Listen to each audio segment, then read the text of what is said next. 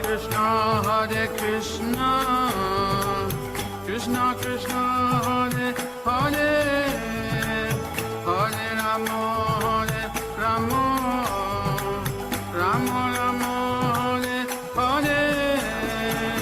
Hare Krishna, Krishna Krishna, Hare Hare,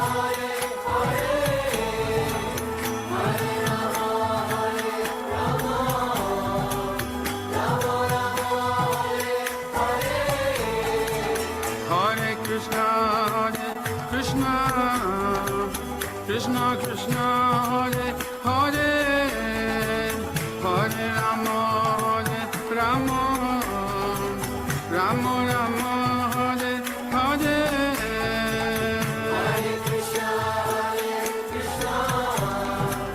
Krishna Krishna, Hare Hare, Hare Rama, Rama Rama, Hare Hare. Hare Krishna, Krishna Krishna, Hare Hare, Hare Rama, Rama Rama, Hare Hare. Hare Krishna, Krishna Krishna, Hare Hare, Hare Rama, Rama Rama, Hare Hare. Hare Krishna, Krishna Krishna, Hare Hare, Hare Rama, Rama Rama, Hare Hare. Hare Krishna, dear devotees, my humble obeisances to you all glories to Srila Prabhupada. Thank you all for joining His Holiness Candramauli Swami Maharaj's daily class. Today we are continuing with Srimad Bhagavatam, series of first canto, 18th chapter, verse number 26. Hare Krishna Maharaj, my humble obeisances to you all glories to Srila Prabhupada. Thank you so much for your time and association for all of us. You can please take over, Maharaj. Hare Krishna. Om Namo Bhagavate Vasudevaya. Om Namo Bhagavate Vasudevaya. Om Namo Bhagavate Vasudevaya. Patirudenendriya pranam. Manobudhim uparatam. Stanatraya param. Praptam Brahmabhutam Avikriyam. The Muni's sense organs, breath, mind, and intelligence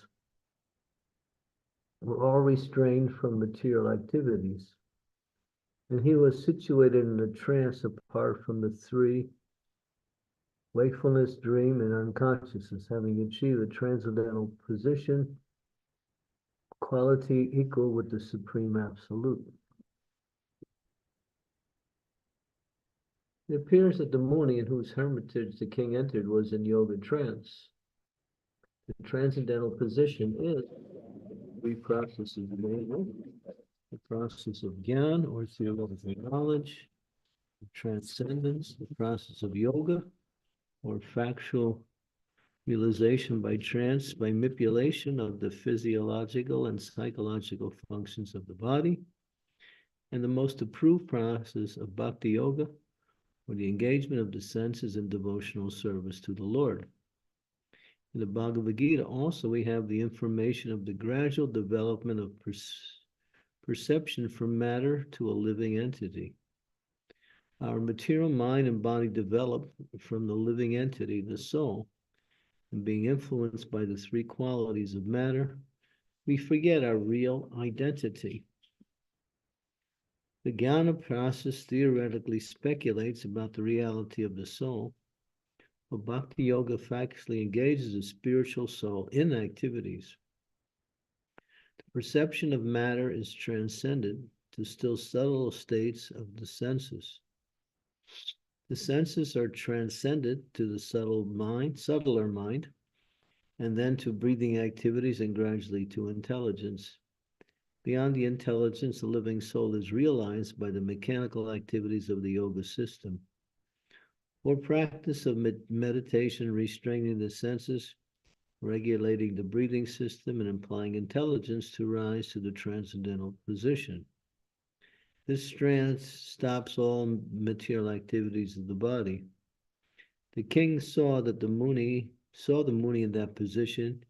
He also saw the Muni as follows.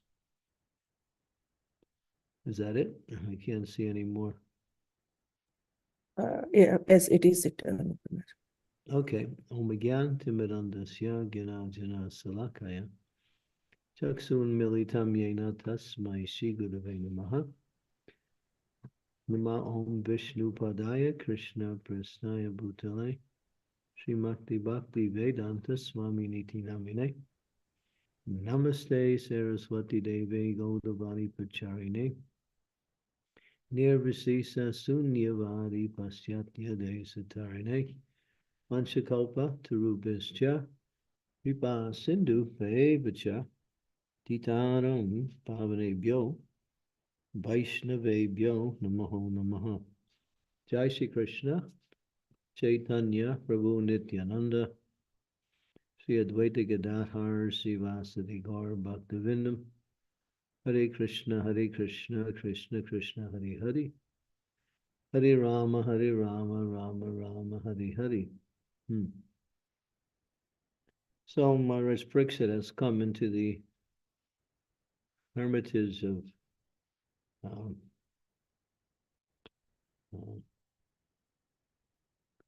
let's see, Shringi's father, who is Shamik Rishi. Okay. And so he's in trance. So Prabhupada wants to focus on the different ways by which one can attain the transcendental consciousness. There are some direct and some direct. In the Bhagavad Gita, in the 12th chapter, Krishna speaks about the indirect system and the direct system in the same chapter. And he says, after describing the indirect system, he says it's quite troublesome. And the indirect system, with the manipulation of the airs within the body and the focus of the mind on the tip of the nose, and the various types of breathing exercises, and also gradually rising the consciousness all the way up into the different stages till it goes beyond the intelligence into the nature of this soul, is very difficult, and it's not possible in this age. And generally, it's not recommended. Even Krishna in the 6th chapter of Gita talks about that also, which is the eightfold mystic system. Only very powerful yogis who live in a very secluded atmosphere in holy places can even begin to practice that in this age, but it's not recommended. The more direct and the more recommended process is the Bhakti Yoga. Bhakti Yoga engages the mind, the senses, the intelligence in the service of the Lord and the body, of course.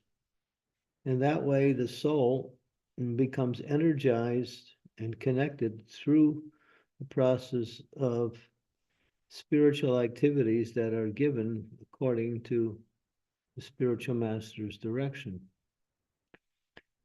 Transcendental sound vibration helps to awaken one's consciousness toward the spiritual realm, and which is the most powerful form of spiritual realization, is through transcendental sound. That sound is, of course, the Hare Krishna Maha Mantra, and also there are other mantras that are not as powerful, but equally very, very much can elevate the soul to a higher stage of consciousness. So after describing all of the different ways, and it mentions that there are 3 ways that the transcendental position can be attained. Gyan and or manipulation of the bodily functions, and ultimately the bhakti yoga process. And Krishna says in Bhagavad Gita, Yoginam api sarvesham madgatendranatmanaha stradavam bhajate yomam te me yuktatamo mataha. He says that one who engages in bhakti yoga, out of all of the yogis, the bhakti yogi is the best. Because, why? Because everything is employed in the service of the Lord. Body, mind, senses, everything. Intelligence, everything. And the soul automatically becomes connected through the spiritual energy, through the process of bhakti. Bhakti may seem like sometimes just rules and regulations and activities, which is a way to bring about a certain direction in the activities. But the mood of bhakti is the mood of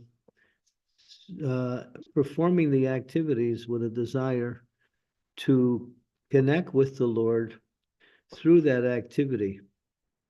And one who follows carefully the instructions of the spiritual master and applies their intelligence. Intelligence is a very essential point of the execution of bhakti, because out of all of the features of the living entity's existence, the intelligence is that connection between the soul and the super soul, or you might say the Supreme Lord. Intelligence means to follow very carefully the instructions given and apply that mood. The mood isn't very important because the mood and the activities must align themselves with the instructions of the spiritual master. And the essence of that is that mood should be, as Rupa Goswami says, should be for Krishna with a desire to please Krishna, with no other consideration. In other words, one is not performing the activities to gain anything, either subtle or gross. They're simply trying to serve the Lord and please the Lord by the activity. The Lord doesn't need anything. And this is the most important part of this process, is that he is free from any individual needs. He doesn't even need our devotion. But he accepts our devotion when the devotion is in line with the instructions of the spiritual master and in the mood of pleasing him. So that mood of pleasing the Lord is very pleasurable. And of course, one also has to think how to execute the service in such a way that it's done according to the instructions given by the spiritual master, and many of that is explained in the scriptures itself. It's not just performing activities, but it's performing activities in a somewhat detached way. We're attached to the activity, but we're detached from the results of the activity. And that detachment allows one to free themselves from individual interests, simply to serve for the sake of service. And then gradually, one's consciousness becomes connected to the activity. And when the activity is pleasing to the Lord, the soul becomes awakened in that activity, and one feels satisfaction, peace. Ultimately, one gains transcendental knowledge, and one ultimately experiences transcendental happiness.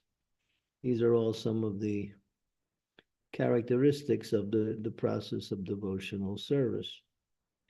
And the indication of one's success in bhakti is detachment from material sense gratification, or detachment from the activities that make up the material realm. Attachment to Krishna. First, we get attached to serving Krishna, and as that service develops, then one starts to transform that attachment from service to Krishna himself. So on the higher level, the devotee is more attached to Krishna than he is to the service, but still he continues the service because that's the connection with Krishna. In the beginning, we may not know much about Krishna or even how properly to serve, but if we continue accordingly, as Krishna says, that one should perform the activity according to three principles: perseverance in practice. He tells Lord Brahma, this is mentioned in Brahma Samhita, and verse number 59. He says, perseverance in practice. That means perseverance also means determination and following the proper protocol. In other words, one has to not just do anything, but one should follow the instructions given as the means by which the activity is performed. And the last thing is that one should develop the qualities that are conducive to the performance of the activities. So in a general sense, we say those qualities are the mode of goodness, which are mentioned in the Bhagavad Gita. Peacefulness, tolerance, simplicity, cleanliness, truthfulness,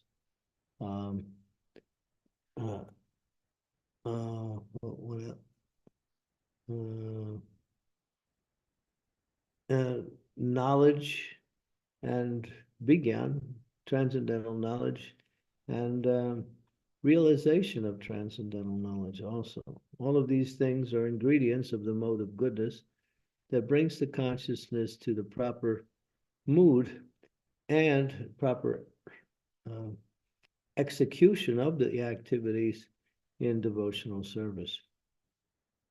So bhakti, in one sense, is very simple, but in another sense, it's very complex in that it requires much understanding of how to do the activity and what is the proper mood and what is to be avoided.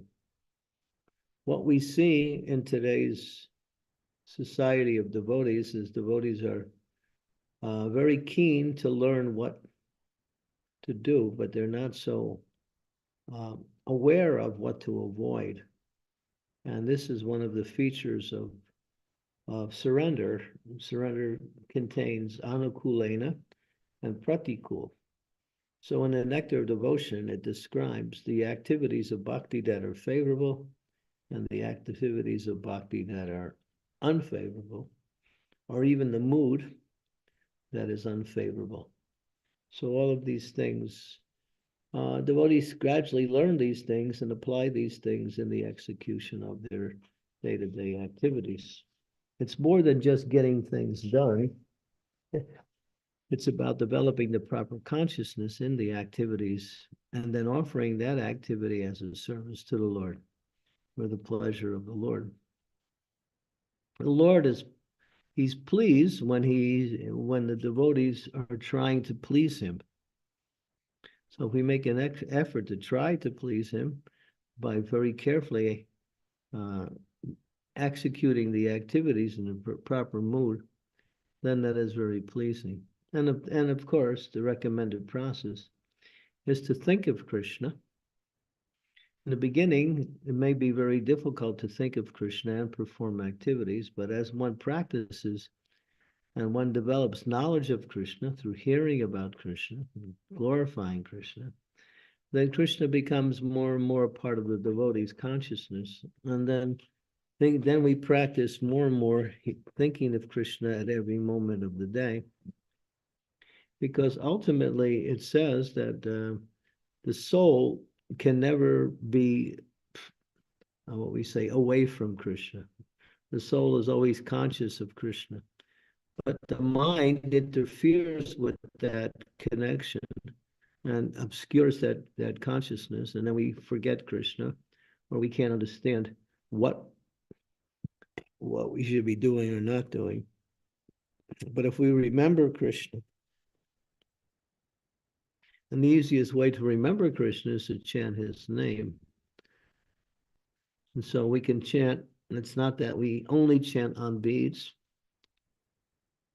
We should be chanting throughout the day, even while we're doing day-to-day services, activities. And that helps us to connection, and also guides us in developing the right mood and also the activity that is meant to be done.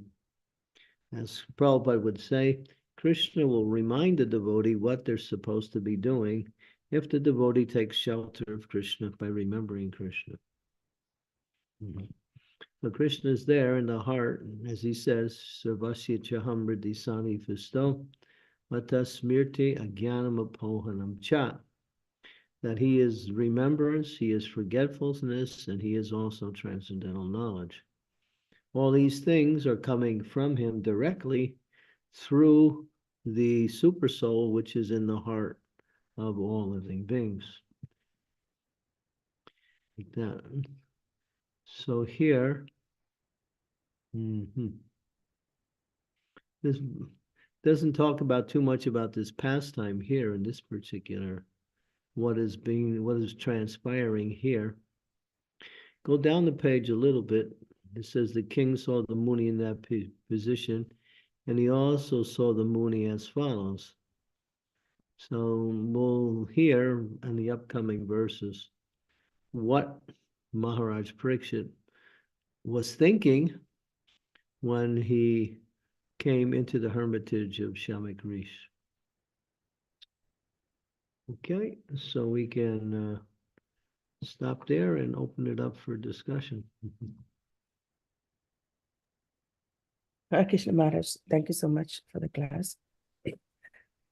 Sorry, I'm not well today. I'm not able to participate much, but I request devotees, if you have any questions or comments or realizations to share.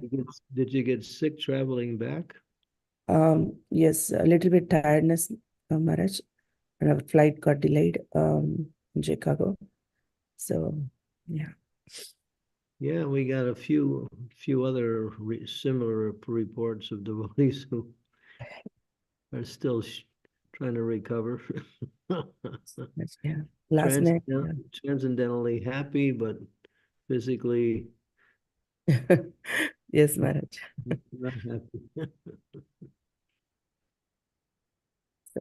Devotees, any okay? question? Yes, Maharaj. Sorry. Balaji, is he okay? Is he Yeah. survived? Yeah. Yes, Maharaj, I'm fine. Hare Great. Krishna. Good.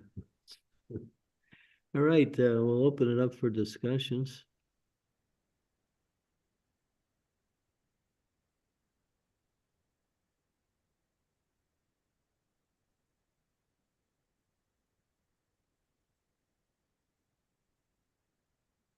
So we give it a little delineation of the process of bhakti, how it should be executed.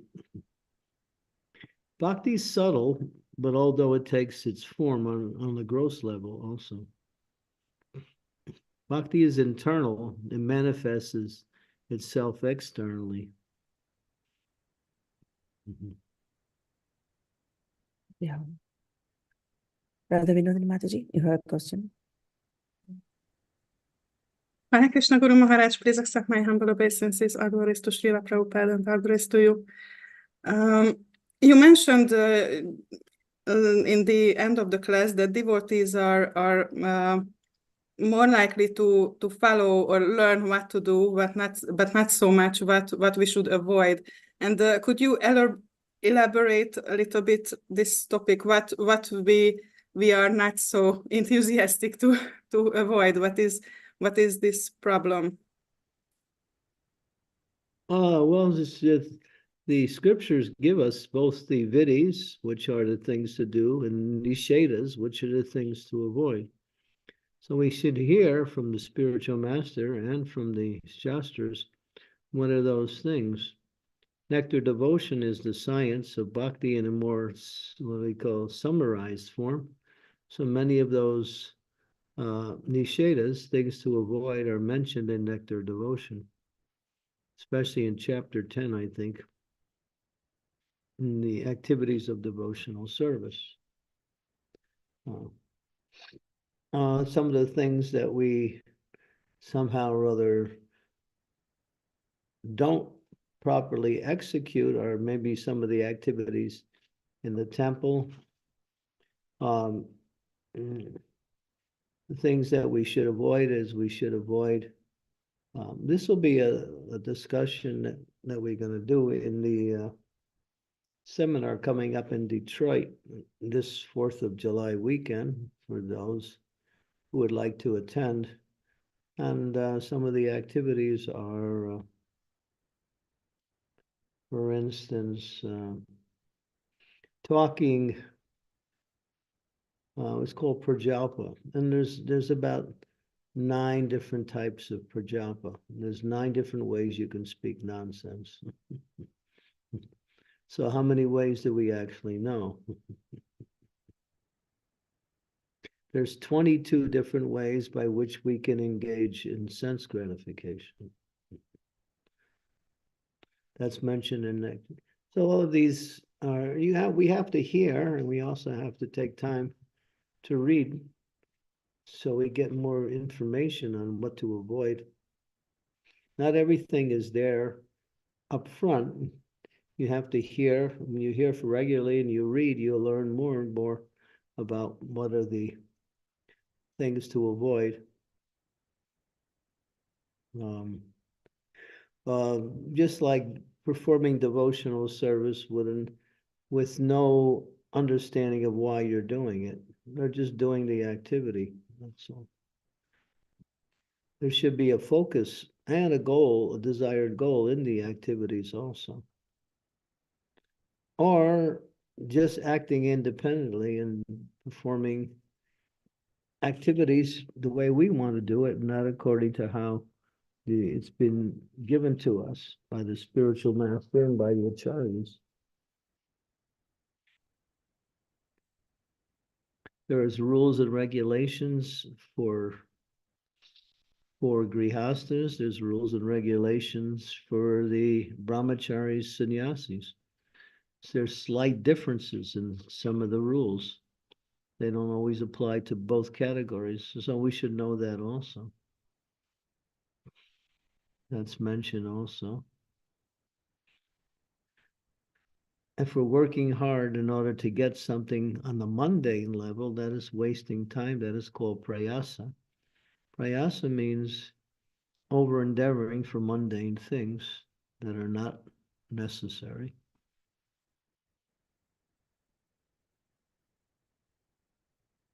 Like a devotee might think, well, I want to preach and I should go to college and learn how to,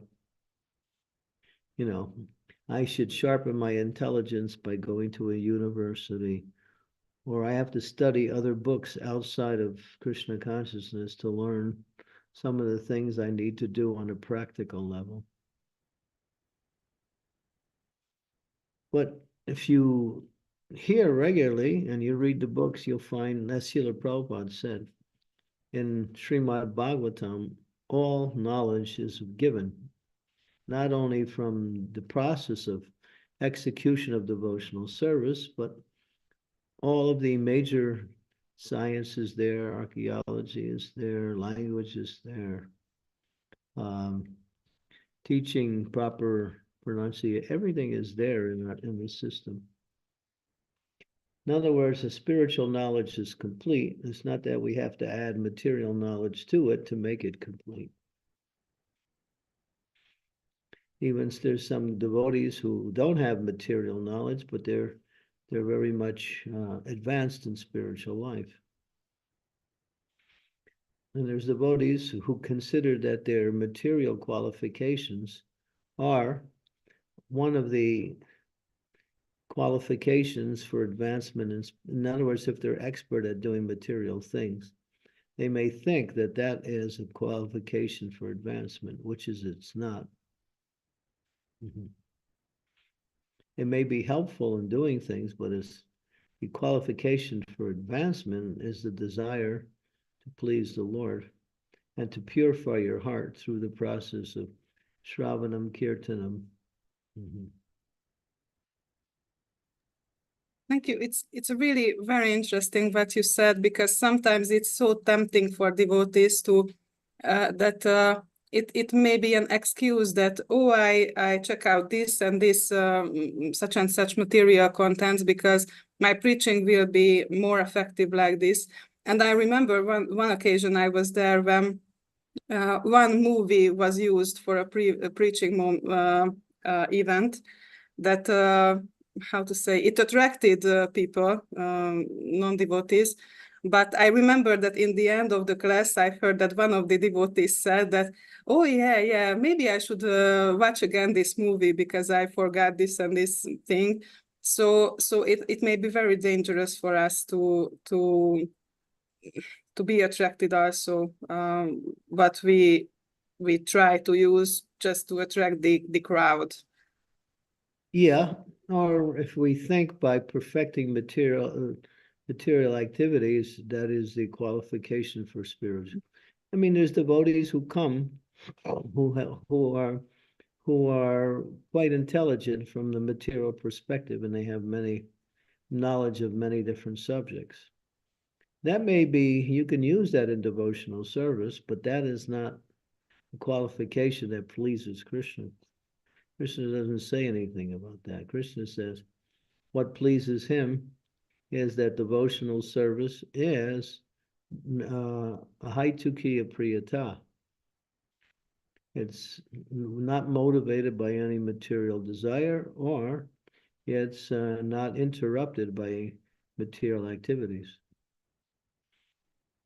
Savai pum samparo dharmo nito bhakti ahok sajaya hoitukiya priyata yayatma suprasidati. That's one of the first responses to the questions and answers given by the sages of Nambisaranya. And yeah, there's many verses in that section of that same section. It's second chapter of the first canto, which illustrates the qualifications for making advancement in devotional service. The main qualification is those who are eager to hear. That is the main qualification.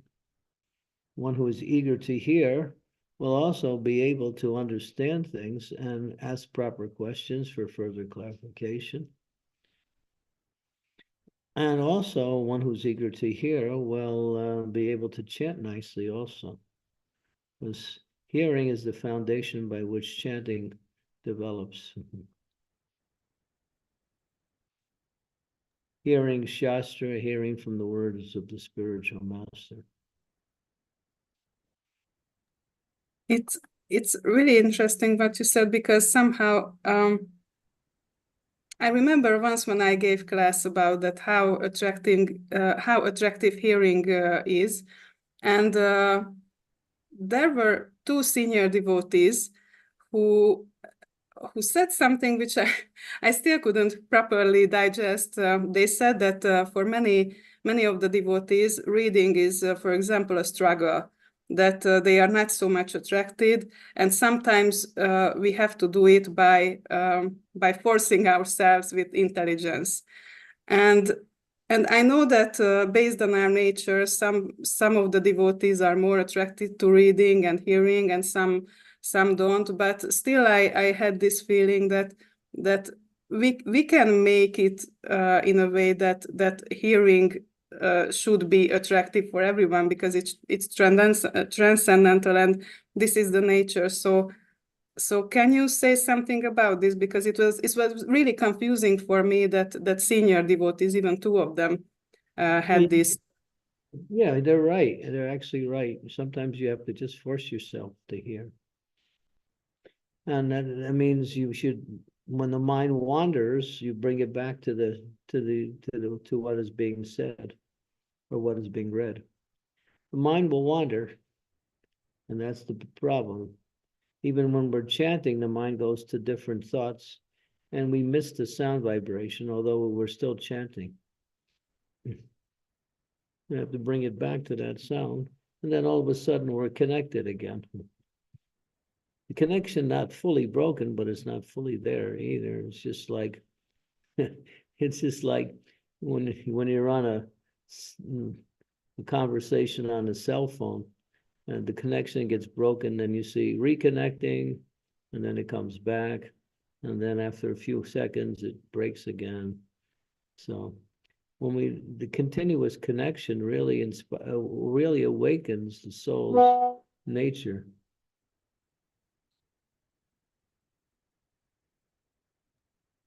Thank you. Thank you very much. It was really helpful. Okay. Hare Krishna. Thank you, Mataji. We So, have- Maharaj, so from your both of your discussion, I just want to clarify that so to take a material things or material, yeah, as Mataji was saying about the movie, so is it not recommended in our preaching process, Maharaj? Not recommended to do what? Preaching, in preaching, the new devotees, new people. Mm, The material things like other books are referring to other books or referring to. When new people should be attending classes and learning as much as they can and reading the books. This is what I can remember. That's what all we did when we first began, going to classes and reading as much as we could. Yeah. And of course, chanting. These are the things that'll really solidify a person's attraction to Krishna consciousness. And the hearing process goes directly to the soul when the hearing process is done properly. That means when it's not interrupted by anything. So to hear properly or to get absorbed in hearing, one has to learn how to control the mind. And controlling the mind becomes more easier when we regulate the bodily activities, such as eating, sleeping, mating, and defending. If those 4 activities are not regulated, then the hearing process will not be continuous, it will be intermittent. And we'll find it difficult to hear what we say continuously or getting absorbed in hearing. If you want to get a scriptural reference, you can go to the 1st canto, third chapter, verse number 44, I think it is, which is the last verse in that chapter, 1-3-44, in the purport. It gives a qualification for proper hearing. It helps. There's other considerations, but this is one of them anyway.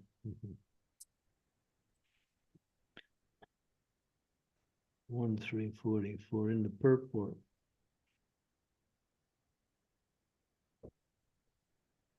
Keep going down the page. It says here, simple hearing is not all. One must realize the text by proper attention. The word deficient means that Sutta Goswami drank the juice of Bhagavatam through the ears. That is the real process for receiving Bhagavatam. One should hear with rapt attention from the real person, and then he can at once realize the presence of Lord Krishna on every page. The secret of knowing Bhagavatam is mentioned here. No one can give rapt attention who is not pure in mind. No one can be pure in mind who is not pure in action. And no one can be pure in action who is not pure in eating, sleeping, fearing, and mating.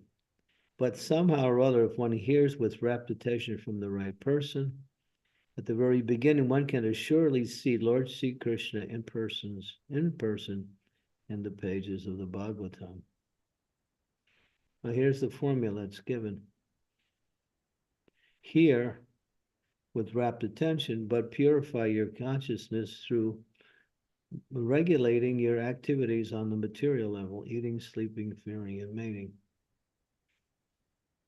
That helps. Another thing is that as the mind is trying to hear, it will go somewhere else. One should be aware of that and bring it back to the hearing process. One should not try to filter what is being heard through one's own interpretations. One should hear submissively.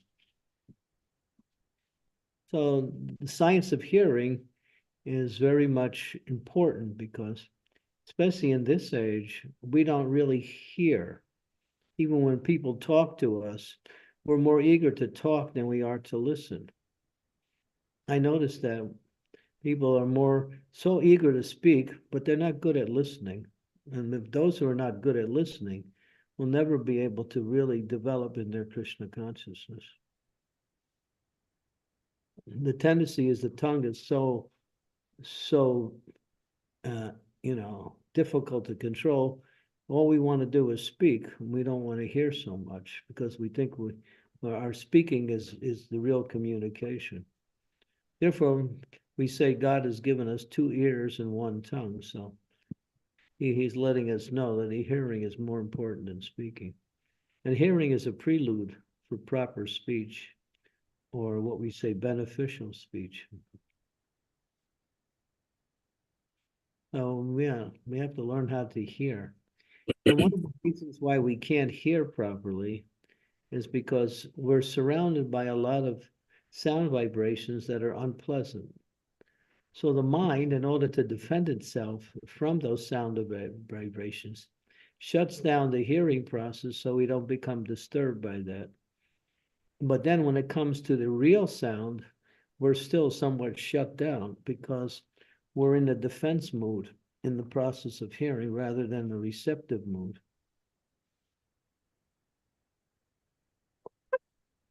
Mm. Yes, Maharaj. Thank you That so makes much. sense? Yeah. Yes, Maharaj. Manisha Mataji, please go ahead.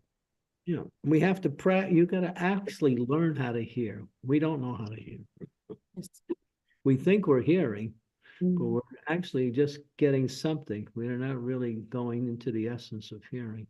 Hearing really means to hear behind the words and what is the quality of the sound that is being transmitted, which means the mood or the intention of the sound as it's being delivered. And that requires real attentive hearing. But our minds are too restless. We can't do that. So we have to work on that. Yes, Maharaj. Yeah. I remember that I noticed myself, like when I do some chanting before hearing, then my hearing is very good. At least little attention I can pay. But I can absorb things from the class. But if I didn't chant and I'm hearing, then the mind is here and there, and I'm not grasping anything. That I see the You difference. miss things. Yeah. Yeah. Thank you, Maharaj. Thank you. Manisha Mataji, please go ahead. Hare Krishna Maharaj, please accept my most humble obeisances. Maharaj, I am so fallen that I think like that, but Maharaj, I want your help. Please help me. Maharaj, I think like that when His Holiness Gopal Krishna Goswami Maharaj situation is critical on Saturday, we do nursing cover, chant extra rounds for him, for his good health, and all other senior Vaishnavas doing prayers. Prayers is like only hope for aspiring devotees. There are so many aspiring devotees I know. So my question is like that: why Krishna does that? I just think is that Krishna doesn't hear our prayers. He hears I'm you. Yeah, but you can't use your logic to determine what Krishna should do or doesn't do. He hears your prayers. What his vision is complete. Ours is limited. He fulfills your prayers sometimes in a way that you don't understand. but he's always there.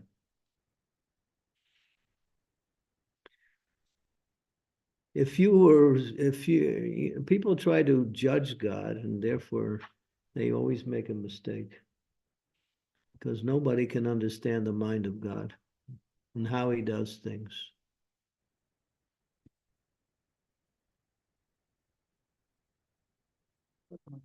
So we just try to do whatever we have to do, and then we depend on his mercy. He, just like Prabhupada said, when Prabhupada was sick, the devotees were praying for Prabhupada to get well. Prabhupada said, "I'll teach you how to pray." And he said, you pray, you don't say, "Krishna, please cure my spiritual master."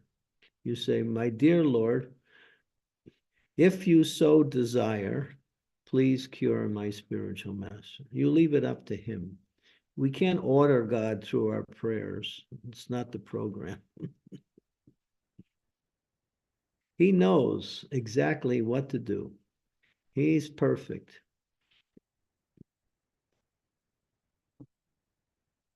But we have our own values, and we try to expect that Krishna will agree with everything we do. That's not going to be like that. Although we think that we are so, so good. But if he wants to do something, he'll do it. And it's perfect. If he wants to take someone back to Godhead, despite the fact that we want the prayers for that person to stay, that's his prerogative. He knows what to do. If you're questioning what God does or doesn't do, then you don't understand God. You don't understand his position.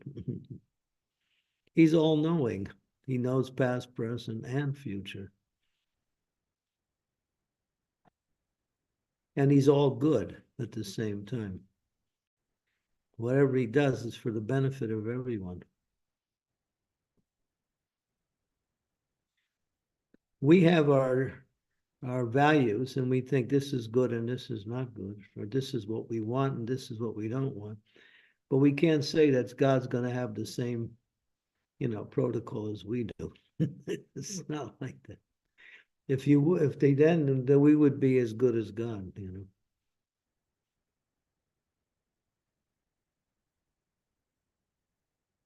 You have to say, "My dear Lord, whatever you desire, that is what I desire." You can tell Krishna what you desire, but you should not expect him to fulfill that desire. You may tell him and you may ask him, but you should understand that he knows more than we do. And he knows exactly what is beneficial for everyone. Come in. Come in. Just come in. I'm online. I got a class going. Just bring it in now. Bring it in now. You would take here. Bring it now. Okay. See, sometimes you have to make a point when somebody can't hear, you got to do it, Sorry. He was knocking on the door for 5 minutes, so I'm sorry. I have to, get to the point. That's fine, Maharaj. No, Manisha, the point is that God is perfect. He says, Bhoktaram yagya tapasam sarva loka maheshram suhidam sarvidehina. I am the friend of all living entities. And he is the enjoyer, he is the controller, and he is the best friend at the same time. There's nothing negative in God, nor does he forget anything. He knows what to do, when to do it, and how to do it. He uses his energies in some cases, and sometimes he does things directly. But in most cases, he works through different energies. Just like a person, just like a president of a country, he's not going to do everything, but he's going to direct everything through his different cabinet members, the military, his ministers, his representatives, his servants, his secretaries. But Krishna does everything through his different energies. But for his devotees, he does everything directly.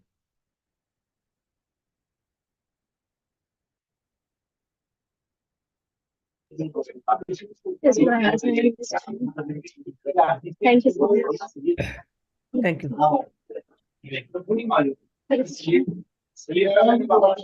Yeah, sorry. Kia, Okay, Kia I Mataji. must say I have a tight schedule, so I'm have to do a lot of things in a little bit of time. And I'm on the road in about a half hour, so. Oh. So we can take one more question and then we'll have to end there. Yeah, sure, sure, But Maharaj. you can also keep the discussion going. There's feedback here. You can also keep the discussion going after I leave, you know. Yes, Maharaj. Yeah. Please go ahead, Kia. Okay, next question. Hare Krishna Maharaj, thank you for the class. Thank you for the class. I want to ask because sometimes about hearing, sometimes during japa, if you put some feeling or some prayer, sometimes can help. But for example, this morning I tried to only listen, and it seems a little more mechanic. So, what means remain in my mind? Drink the juice of Bhagavatam through the ear. What means? That means absorbing the sound vibration. That's what it means. And how to not be mechanical? Because I tried and was a little mechanical. Just try to hear, that's all. Mm. If you are offering prayers while you're hearing, then you're getting beyond the mechanical. Oh, The deity too. Yeah, I will bring now. Yeah, the deity first. This is, Okay. yeah, not me first, the deity first. I will put. Yeah, just put on this table here. okay. Okay, so just like you came to the seminar, we were speaking that the 5th verse from the Shikshastika is a prayer for attentive chanting. Ayinanda tanuja kinkaram. You know, I am in this material world, I'm suffering, and without you, my suffering is even more. So please pick me up. Place me as one of the atoms at your lotus feet. Give me your shelter and devotional service. These are all part of the ways the devotee, you know, increases the quality of their chanting by praying for attentive chanting, for shelter, for removal of the disturbances of the mind. We can also pray like that. Okay. Thank you. Okay, thank you. Thank I'm you. sorry. Thank you very much for this class. I Hare have a Krishna. very tight schedule right now. Maharaj, I just want to know about tomorrow's class. Sorry. We'll be able to get class tomorrow. Okay. Friday, So- I think we're okay on Friday. Okay, then should I change the Bhakti Sangha class to Friday? Yeah. Okay. Okay, Maharaj. Thank you. Thank you very much. My obeisances to all the devotees. Vanshakal